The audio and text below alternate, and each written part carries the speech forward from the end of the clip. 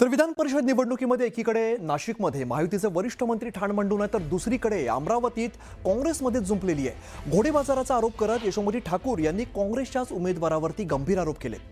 काँग्रेस उमेदवार हर्षजित ठाकूर वैद्यकीय कारणांमुळे नागपूरच्या हॉस्पिटलमध्ये उपचार घेत आहेत, तर हर्षजित देशमुख कोट्यवधी रुपये घेऊन मॅनेज होत असल्याची टीका ठाकूर यांनी केली होती. एकीकडे आपण हॉस्पिटलमध्ये असतो तरी सुद्धा डिजिटल प्रचार सुरू असल्याचे देशमुख म्हणालेत, तर ठाकूरांनी त्यांच्या या भूमिकेची खिल्ली उडवत जोरदार टीका केली आहे.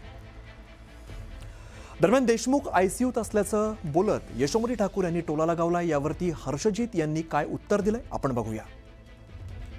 असं आहे, उलटा चोर कोतवाल को डाटे. काल आजारी होते, आयसीयू मध्ये होते.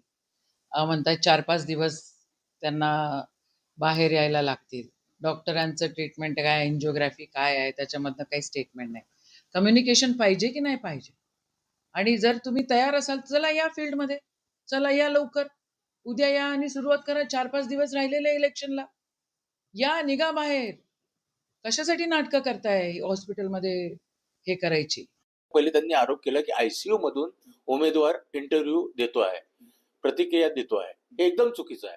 तुम्ही लोक काल आले होते, तर तुम्ही लोक आयसीयू नाही, या माझ्या हीच रूम आहे माझी पहिल्या दिवसापासून 539 विवेका हॉस्पिटल, इथे तुम्ही आले आणि इथे तुम्ही माझी इंटरव्ह्यू घेतले. तर हा पहिला म्हणजे ते मला भेटायलाही नाही आल्या, कॉलही नाही केल्या. त्यांच्यामुळे त्यांना परिस्थिती ऍक्च्युअली विवेकाची माहीतच नाही. त्यांची काय आहे कुवत हे आता सगळेजण बघतायत. त्यांच्यात दम असेल तर त्यांनी तयारीपूर्वक यावं आणि निवडणूक त्या ठिकाणी लढवावी. दरम्यान यशोमती ठाकूरांच्या वक्तव्यानंतर खासदार अनिल बोंडेंनी जोरदार टोला लगावलाय.